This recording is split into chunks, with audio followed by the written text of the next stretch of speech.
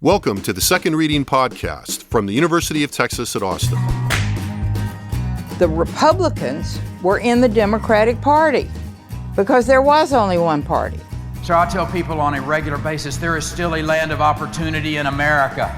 It's called Texas. The problem is, these departures from the Constitution, they have become the norm. At what point must a female senator raise her hand or her voice to be recognized over the male colleagues in the room?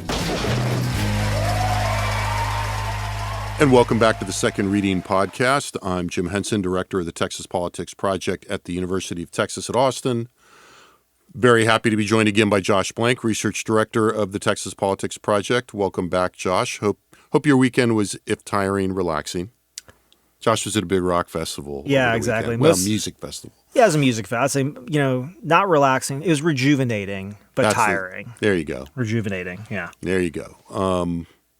An age-appropriate response. Yeah. There's a lot of age-appropriateness to the whole thing. Yeah.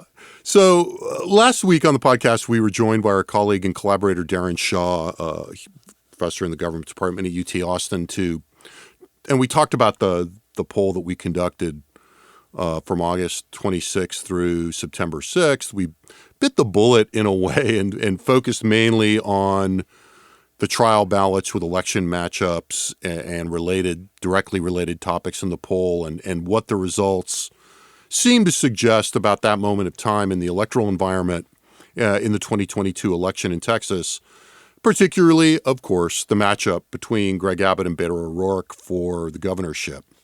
Now, we wound up talking a bit about the issues that were important to voters in the election environment and a little more broadly to the partisan universe in Texas. But I thought it might be helpful to look at the issue environment in its own right today. In a way, this is kind of a frame switch. I mean, it's funny as you unpack this, we're still wind up kind of looking at the same thing, looking at the election, which is just omnipresent in Texas right now. But we do it through the lens of these issue attitudes rather than kind of vice versa, which is a little bit of how the issues came up last week. Yeah, I'd say, in this election, maybe more so in previous ones. I mean, it does, I don't know, just thinking about this as we're teeing this up, but it does feel like the issues are seem a little bit more front and center, at least in the discussion of trying to understand what's going on. I mean, I think abortion and Dobbs has certainly raised the abortion issue, sort of a big, kind of frame through which people view the election. And so, I mean, I think, more so than in past elections where we would say, well, let's look at the partisan universe and that kind of is going to explain most of where we're going to get in Texas. Now, kind of looking at the issues and what is and is not moving people is actually a little bit more, of value than it's been. Yeah, in some ways, the exogenous shock factor, right? Once you have some unpredictable things happen, and I think that is part of what's going on here. Yeah. You had some big things happen and that, raises the question of how, if and how much, and if not, why not, the issue environment changes of what's going on in the election. So you raise abortion. So the way that I thought we'd do this is, let's start with the issue that is most commonly thought of as having the potential to change the election landscape and certainly change the public. I mean, there's no way to deny that it changed the public discussion of the election. Right. And that would be abortion. And as you say, in the wake of the Dobbs decision, it's drawn attention for reasons that we've talked about a lot on the podcast, and they're out there, in the media sphere in great quantity. That when you come right down to it, it seems central to the Democratic and in Texas the O'Rourke mobilization strategy, and central to Democratic efforts, maybe more broadly, and certainly if the ad messages and the spending are any indication. But as we look at these attitudes, we've kind of observed that for the most part, attitudes haven't changed that much. I mean, maybe the salience, not even maybe, the salience of abortion has changed because of this condition. But if you look at our last poll from late August, early September, and we saw some glimmers of why it was reasonable to think this, right? Yeah, I mean, I think, what we see is that, we see the issue of abortion raising kind of in the overall most important problem, but marginally, right? Right. We see a few point shifts, I would say, in probably a more, I would say, I guess, liberal direction, but maybe a more, a direction in favor of more access across a couple questions. But when I say, a few points, like that's really what we mean. We're talking about a few points here a few points there. We're not talking about a sea change in attitudes. And I think this kind of falls back to sort of, two related observations, right? Number one, people know what they think about abortion. This is not a new issue in politics. And for the most part, we've said this before, most abortion attitudes are reinforcing. It's not as though people have a lot of usually often conflicts that they're doing. Now, I think the reality is that Dobbs has probably created the situation where there could be more conflicts in the future, but I don't think we're there yet in terms of people's sort of attitudes about. Well, and we saw that in the issue, but in the kind of what do you the more forward-looking beyond the election issue battery that we asked in terms of when we asked people, what do you think the follow-up should be here?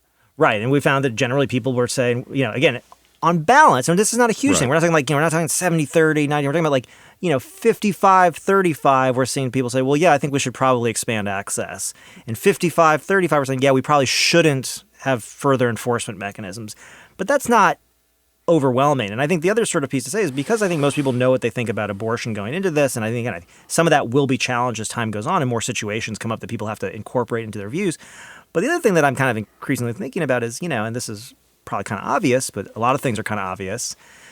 This was probably baked into people's vote decisions to begin with for the most part. So for most people who are, let's say overwhelmingly pro-life and the abortion issue is a main issue for them, they were not going to... And they have highly restrictive views. Yeah, they were not going to vote for Beto O'Rourke. They were going to turn out for Greg Abbott. Likewise, for those people who have been fighting for, greater abortion access in Texas for, years, if not decades. And warning that something bad was probably coming. Ultimately, they're not going to not turn out. And so I think what we're seeing on the abortion issue is a much more, at least currently, looks like a much more of a modest effect. It's possible that something unexpected could happen around this, but it doesn't look like it. It looks like this has been kind of baked in. The pro-life, sort of forces are kind of where they've been.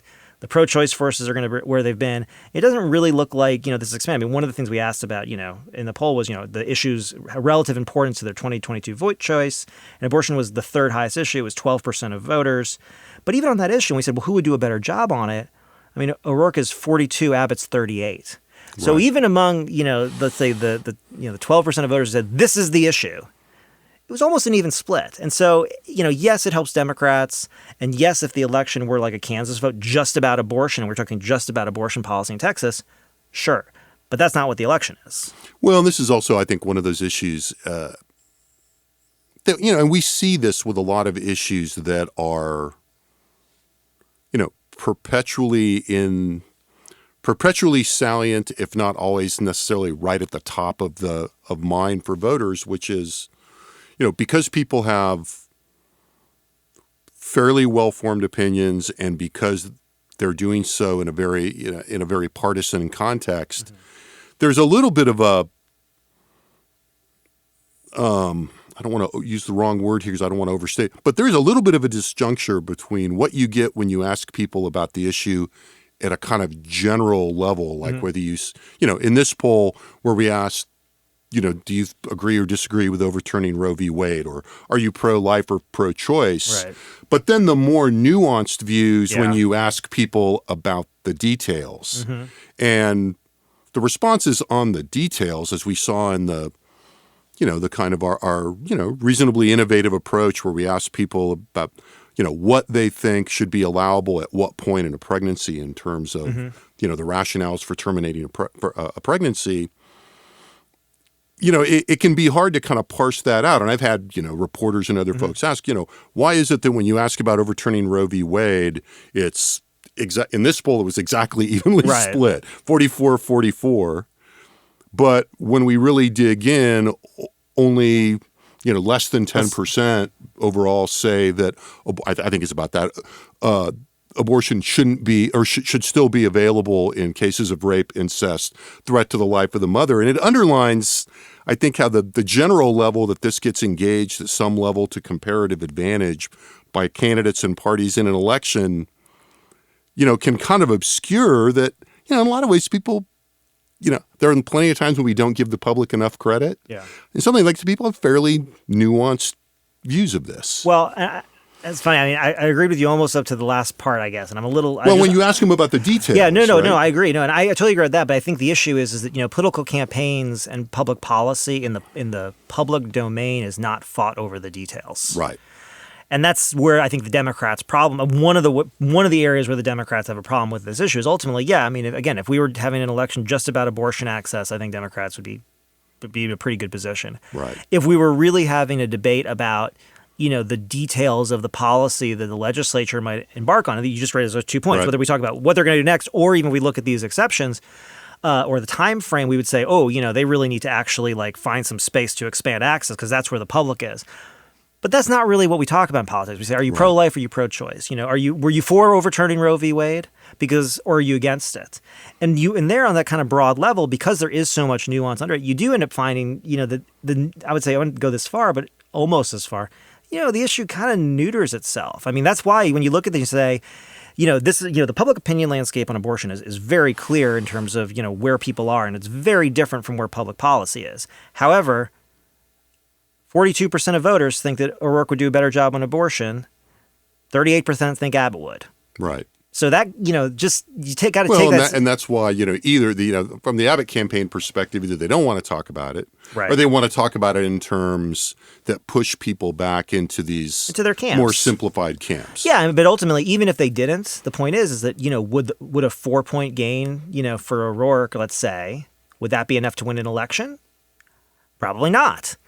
I mean, again, right. that math is not exact. That's just making a point. But there's other stuff going on there. But this is just right. to make a point that, ultimately, even if the issue of abortion is raised in the salience of voters and it becomes a determining issue for more voters than it normally would, it's still a significant minority of voters.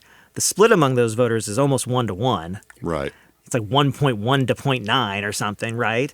And then ultimately, that in and of itself is probably not enough, even if it were more salient. Right. So, and I think I want to leave it on the table because we want to move on. But I mean, at some point, prior to the election, and we'll be doing another poll before the election, we have to engage this. Okay, so that's in terms of preferences voting. What is this doing about mobilization? And that's sure. a data, and the attraction of new voters into the electorate, which is kind of out there. Big open question. Right, big open question. It's still a little early. I think even though people are talking about it a lot, still a little early to make some judgments in terms of what we know data-wise in terms of voter registrations. A whole other can of worms. Right. But the other issue then that has really been, thought of as potentially changing the issue environment is the issue of gun violence. Nobody likes to use this term anymore, gun control, et cetera. But I think, just to make this move a little more quickly, again, there were good reasons to think this was not a good issue for Republicans because it was so closely tied to the shooting at the murders at Robb Elementary, the factors in that. But I think one of the things that this poll was really effective at underlining was why that may have turned out to not be quite the liability in this area for the Abbott campaign and for Republicans that, we I think might have thought it could be at one point. And the way I'm thinking about that, and we haven't really even talked about this, I don't think that directly, but, it seems to me that what we're seeing in this poll, particularly with the question that we asked about what people thought was really kind of, we didn't phrase it this way, but, to paraphrase, the kind of the most aggravating circumstance or factor in the severity of the shooting in Uvalde is that the shakeout of this has been that it's just not been, it's not focused on gun violence per se necessarily in the minds of a lot of voters for reasons that are easy to unpack. But, to the extent that the simple idea going in was there's been a mass shooting, it's terrible, it was handled poorly, we're going to have a conversation about guns, that has not been the way that this has played out. Yeah, and the thing is, we've talked about this at the time, we don't have to belabor it, but the thing about, a particular mass shooting as opposed to the discussion of sort of gun violence more broadly is that, what I've sort of noticed over time, and my observation on this is that, what ends up happening is that the particulars of any mass shooting event are going to be, selectively poured over to reinforce the views of partisans, right? And we always talk about the sale at both the elite, and the voter level, both the elite and the voter level. And we always talk about the stale response after mass shootings and stuff. Right. But what the stale response does is it turns, in the case of Democrats, it turns their attention to the weapon used by the shooter, the ease with which the shooter was able to acquire this weapon. In the case of the Uvalde situation, the effect that the weapon had in holding police at bay, right, from doing what they were supposed to do. Right, which we wrote about and talked, and have talked about in here on the podcast. I think we dedicated a podcast to it practically. And I mean, there's something about this that kind of works, in some ways it works perfectly what we found here, which is to the extent that most people are, to the extent that everyone blames the slow law enforcement response, ultimately, that allows you, if you want to say, okay, this wouldn't have been so bad had everybody just done their job. Right. And we talked about this, just to make sure people remembered, and we asked directly about this and got a response that really underlined just how strongly that was the case. Yeah, right. So, we asked, basically, how much did each of the following factors contribute to the severity of the mass shooting at Uvalde Elementary? There's some more detail. The delay by the police in responding to the shooter, 76% of Texas voters said that contributed a lot. That included 80% of Democrats, 81% of independents, 74% of Republicans, 80% of Hispanics. I think about other groups in the electorate, 77% of those in the suburb. When we talk about the weapon used by the shooter, it's 46% of people said a lot. Now, it's 74% of Democrats. It's only 22% of Republicans. Half of Republicans said the weapon used by the shooter either had not very much of an impact or no impact. Nearly a third of Republicans said the weapon had no impact at all. Right. And this is the thing, and just so we've asked this before. There's a question we've asked multiple times: if more people had guns, do you think the U.S. would be more safe or less safe? Nearly 2/3 of Republicans say more safe. Nearly probably 3/4 of Democrats say less safe. But this is the thing: this is the thing about with the focus on a particular mass shooting as opposed to gun violence more generally, is that you say if the good guys with the guns had done what they were supposed to do, or had there been more good guys with guns willing to do what they were supposed to do, this wouldn't have been so severe. And that reinforces the viewpoint which says it's not about the guns. I just,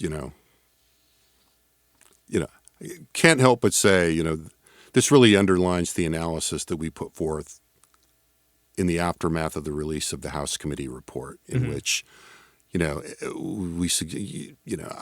I won't put you in the pot too much on this, but in which, I've very strongly suggested in several fora that, this really underlined the partisan limitations of that report. Yeah. And this really underlines, a political logic to that. Could be a total coincidence, but I doubt it. Yeah.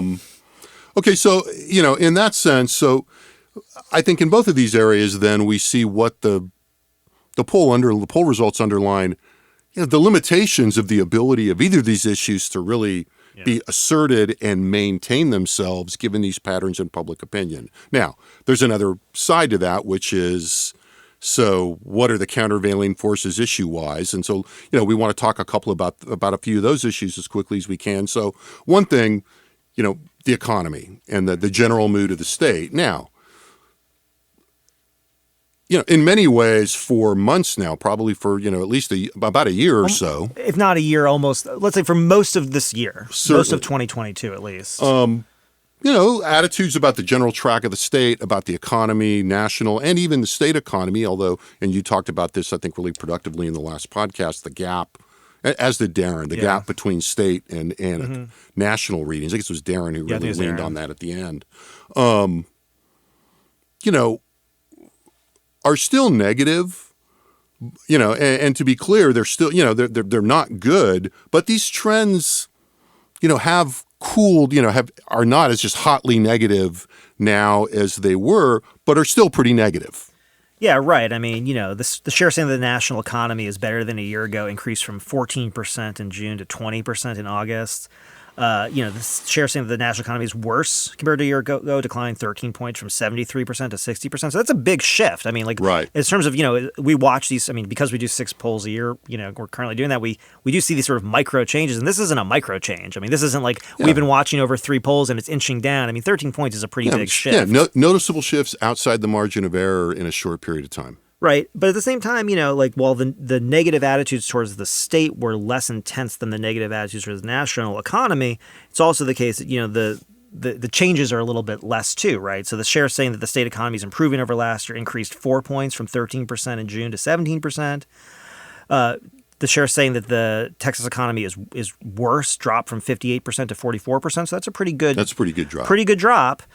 And so, But at the same time, we've asked this question in April about rising prices, about inflation. We asked it in April, we asked it again, and there's no change in the fact that the vast majority of Texans, almost 90%, say they've noticed price increases. And the majority of those who've noticed price increases say it's had a major impact on their finances. Most of the rest say it's had a minor impact, and almost no one says it's had no impact. So there's this. So this is the thing about the economy. If you notice the economy every time you go to fill your tank or go to the grocery store or go out to eat, it becomes a pretty major issue. And to get the mechanics there, and it's a fertile cognitive sort of state. Right. It's a fertile state of mind to be seeing commercials saying Joe Biden is wrecking the economy, the Texas economy. Let's keep the Texas economy separate from that. Right. Right. So and the gap that you're pointing out and that we're pointing out, I mean, it works to that effect. I think had we talked about this previously. Had views of the Texas economy continued to go in the negative direction, at some point you'd say, well, yeah, but like who's the incumbent? Right. But given the fact that everything's improved a little bit and the fact that this gap has remained, it does allow you to say, hey, look, at least Texas isn't the rest of the country. At least we're not that. which is a pretty, a pretty. You already kind of raised this issue of the familiar, right? Pretty familiar argument here in Texas, right? And then the other thing about the economy is that it's remained reasonably salient. And again, that gap between the view of the national economy, the national scene, and the national political environment, in a reasonably nationalized election, and what's going on in the state, the economy and prices show up in the most important problem facing the nation. Right. Right. It's about. It's a pretty good chunk of that, 18%, I think, in the national MIP, and it's the top result with another 10% saying, so 18% say prices, 10% say the economy.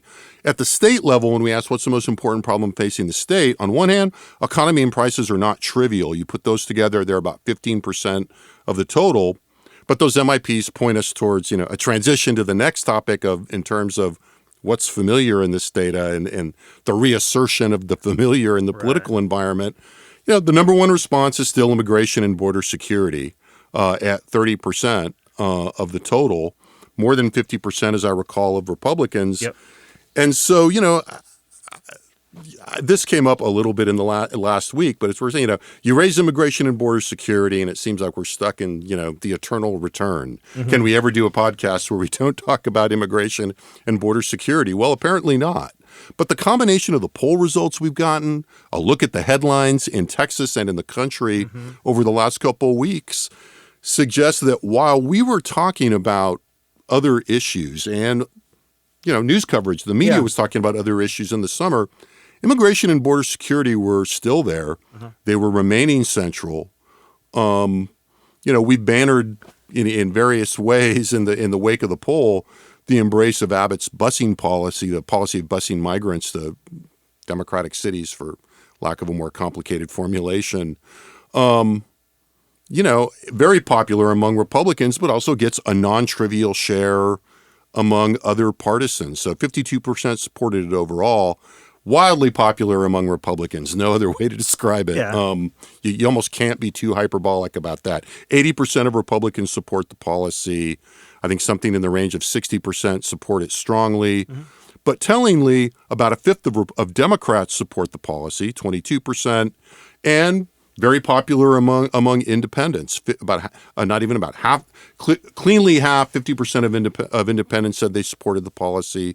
Only 26% opposed it. So, in the context of what we've always known about immigration and border security, I think people, with some degree of legitimacy from, I think it's not unreasonable to have said during the summer, wow, the governor seems to be talking very little about the shooting, much less about the shootings in Uvalde in his public statements and his media than about immigration and border security and Operation Lone Star. But, they knew of what they spoke when it comes to their partisans and the general political environment in the state.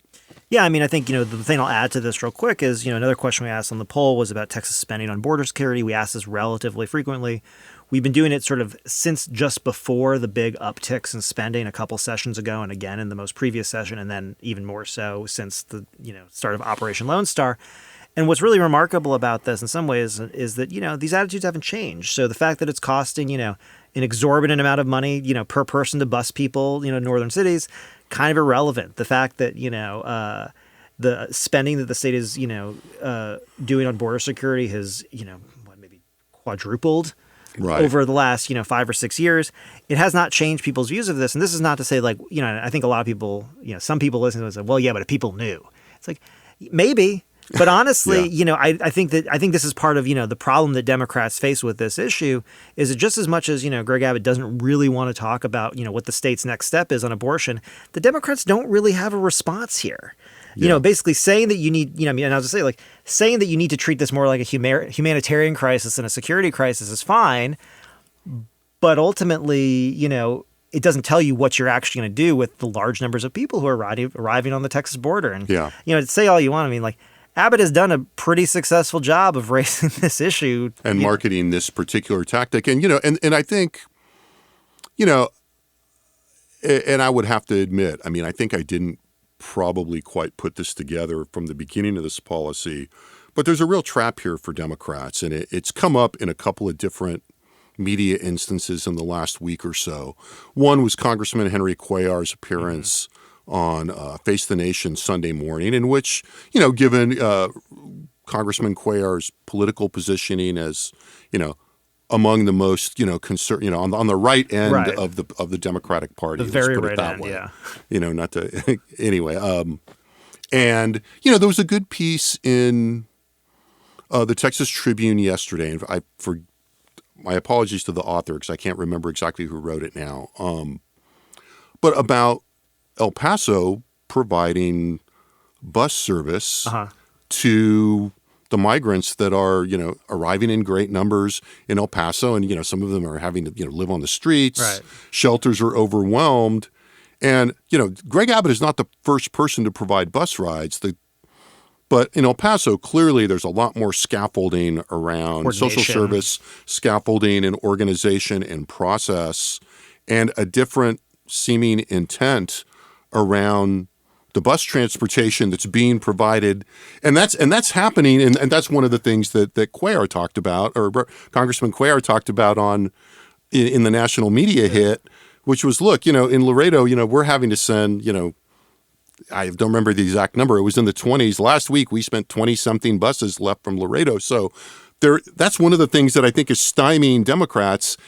Similar to the abortion thing, it introduces a degree of nuance that's just not going to work if Democrats jump on this too hard. Well, and this is the thing. I think this is where we say this. I'm glad you brought up the abortion thing. I think I was saying the exact same thing.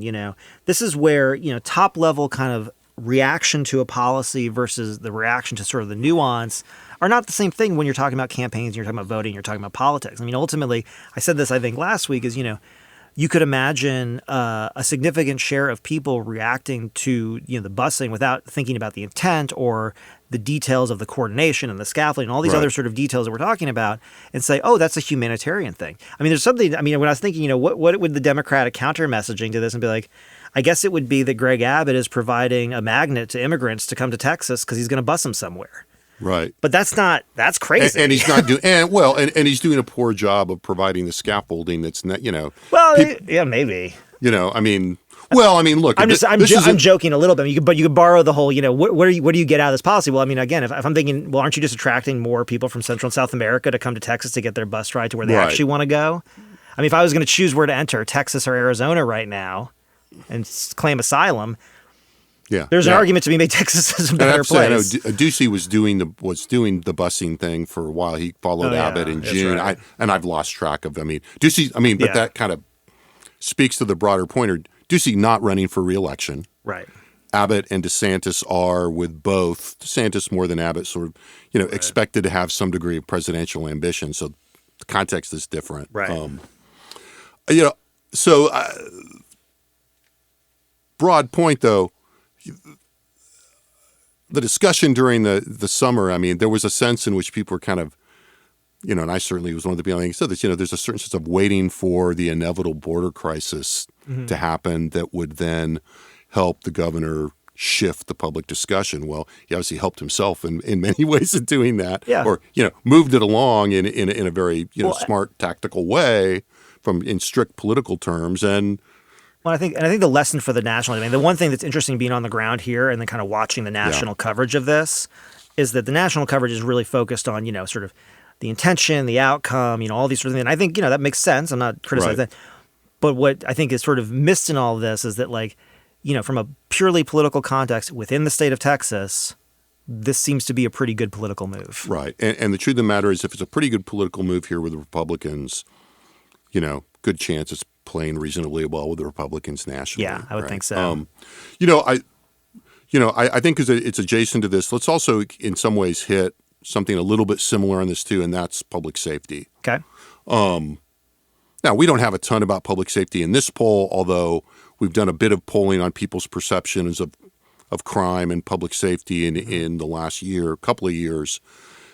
In a sense, this almost feels a little bit like, kind of the leftover residual issue that Republicans are still playing on from 2020 and that Democrats are still trying to save the appearances on. This is one of those things where, the national environment not helping them. There's a bill, there's a kind of police funding bill for local police departments locked up in Congress right now as part of a conflict between the left and the far left in the Democratic Party. But, the public safety numbers do suggest why this is still, a good part of the Republican, the Republican toolkit in terms of campaigning. Yeah, and I mean, to me, it's not even that they're necessarily, I don't even think they're necessarily playing on attitudes about public safety per se. I mean, because what we find is, like attitudes towards crime are just basically a reflection of how much people are talking about crime. We ask often about, sort of the way people feel in terms of their own personal safety in the places where they live, and we find generally that people feel pretty safe. In fact, the Republicans the Republican voters who express the most concern about these issues tend to actually express that they're the most safe. Right. Of anybody. I'm very concerned, although I feel okay. I'm not threatened, but crime's a problem. And look, I think there's a distinction between personal safety and public safety and those kinds of things.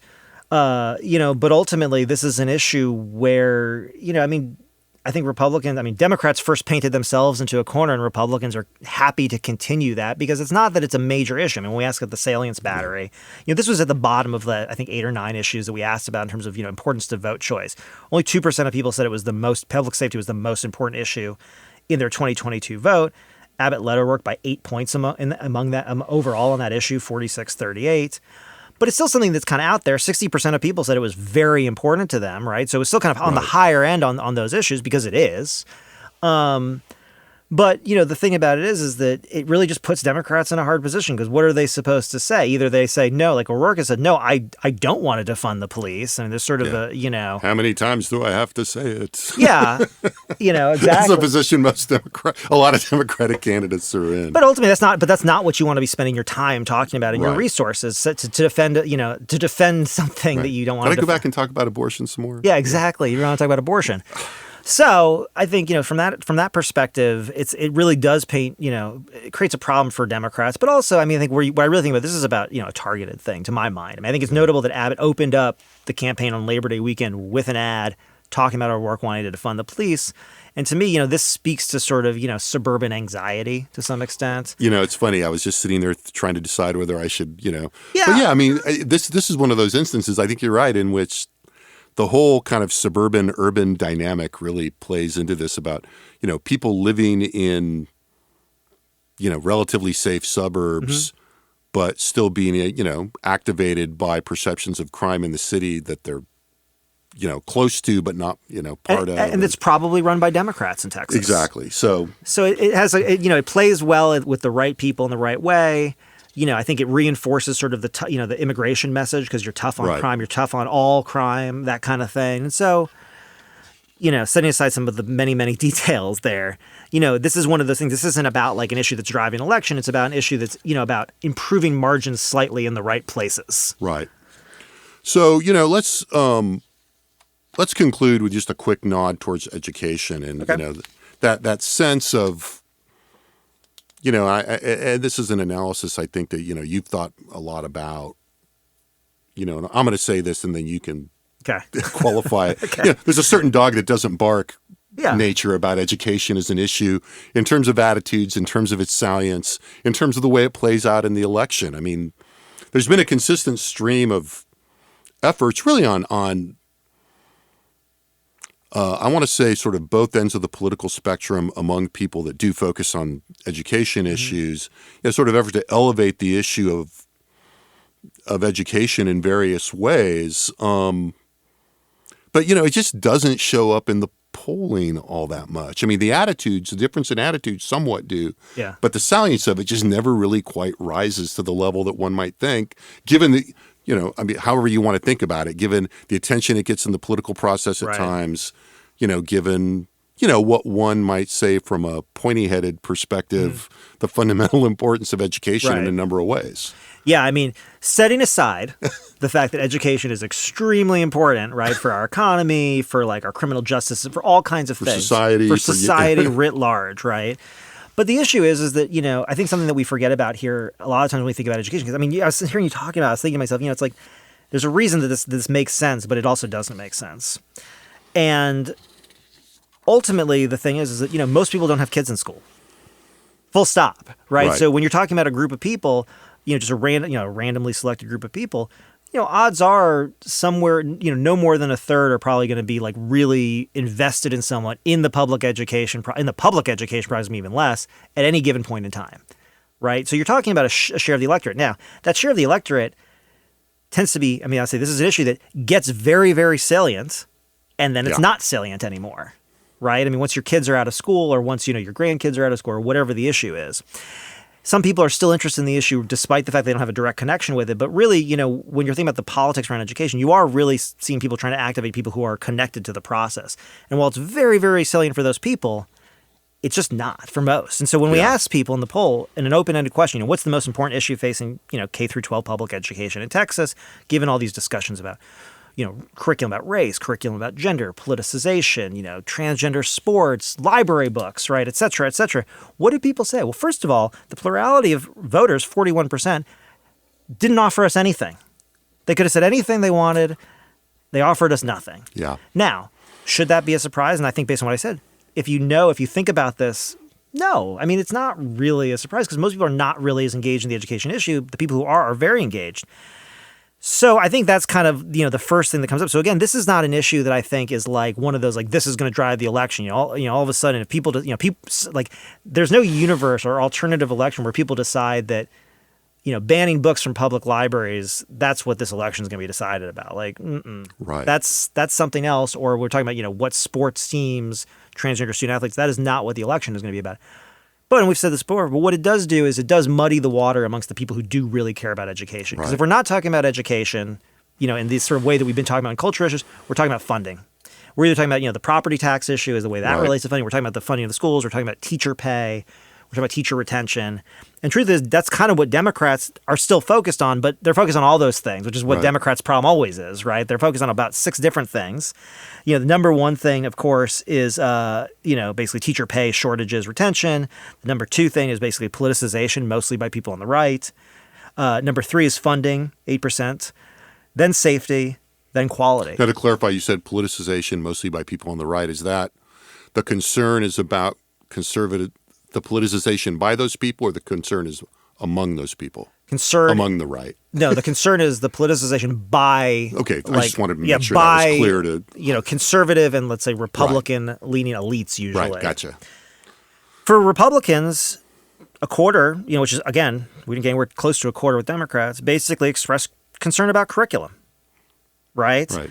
And that is like the which from the Democratic lens is politicization by the right. Exactly. Right. But the issue is if we're talking about, curriculum concerns about, how race is talked about, how gender is talked about, ultimately, if nothing else, this issue kind of becomes education is a broad topic. We talk about, sort of broadly versus specifically, probably becomes somewhat of a draw amongst the subset of voters for whom this is a really important issue. And it's a small subset.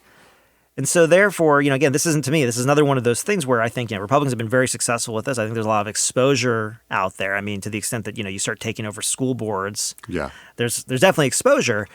But having said that, even if the election all of a sudden were to become an election about education, I think Republicans, based on these polling, would feel relatively comfortable with that. Yeah. We talked back in the spring about in a sense, the attempt to assert a certain degree of issue ownership over this.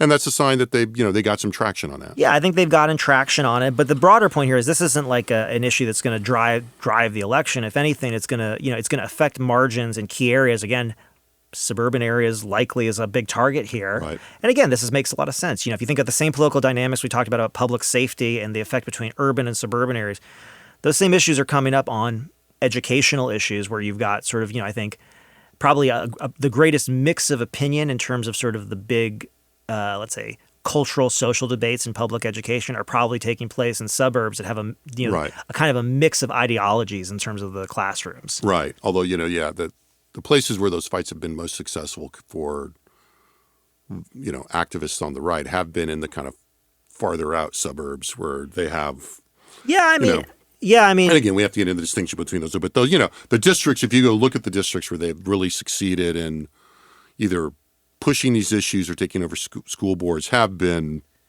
mostly in those kind of farther out areas where they have a little more leverage, I think. Yeah, I think this comes down to a question of like sort of political geography. The places that have been the most focused on have been the counties sort of around Fort Worth and sort of in the sort of outside of the urban center of Dallas, Fort Worth.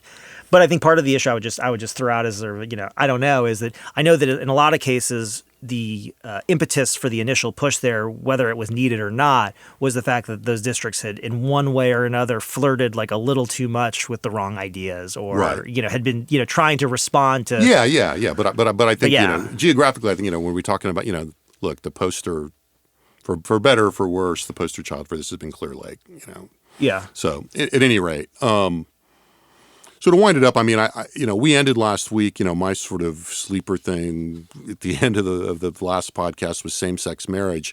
I was actually not going to raise it again, but I think it kind of comes up in this, in that, there are things that are latent out there that are kind of that I think actually probably have more consequence in the more rarefied environment of legislative politics than in election politics.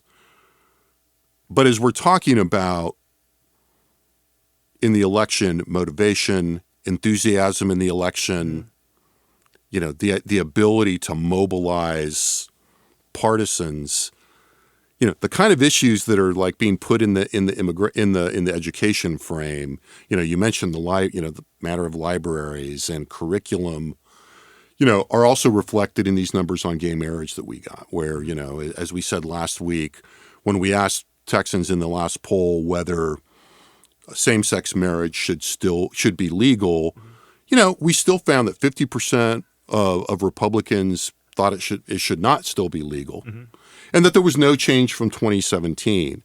And in a podcast where the theme has been probably continuity rather than change, that speaks to a degree of continuity in the cultural forces that are animating the Republican Party in particular, and are still sort of out there powerfully shaping internal politics in the party, which really manifest themselves more directly, I think, in the legislature.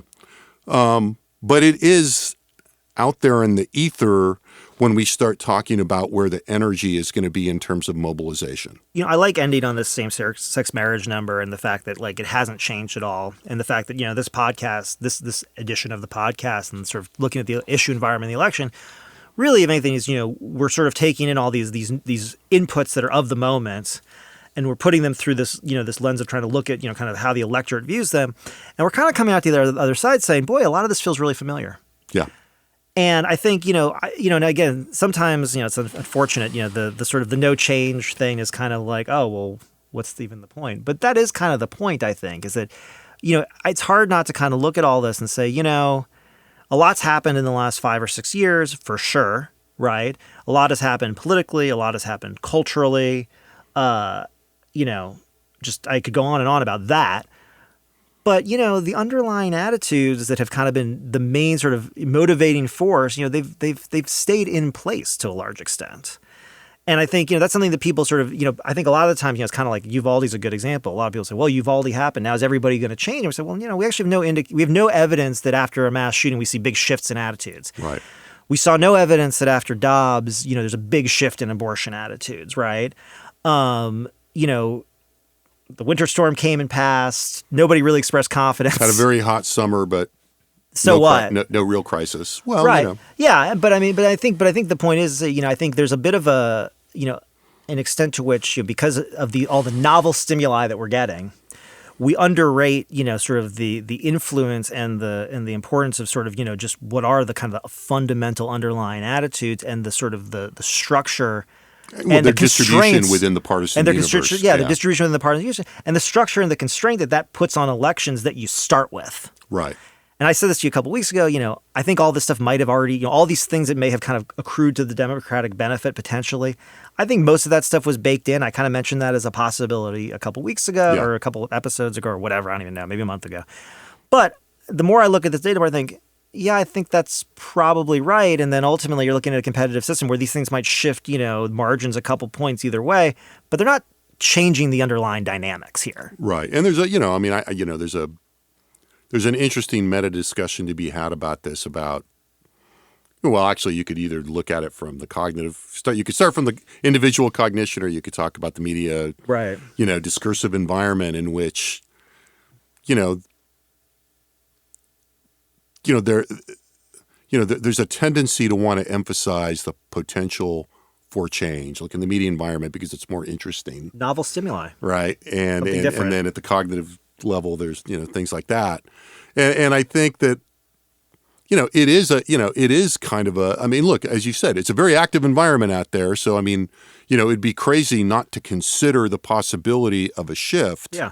But I guess the bottom line is we're just not seeing a lot of evidence of that. And to hit a point that we sort of passed by here, for future discussion, then it really does, suggest questions about mobilization potential, what's going on out there with what the electorate is going to look like, and we'll come back to that probably pretty soon. We'll certainly come back to that when we run our next poll when we put together a likely voter screen. Yeah. Right. So, on that, Josh, thanks for being here. Good discussion.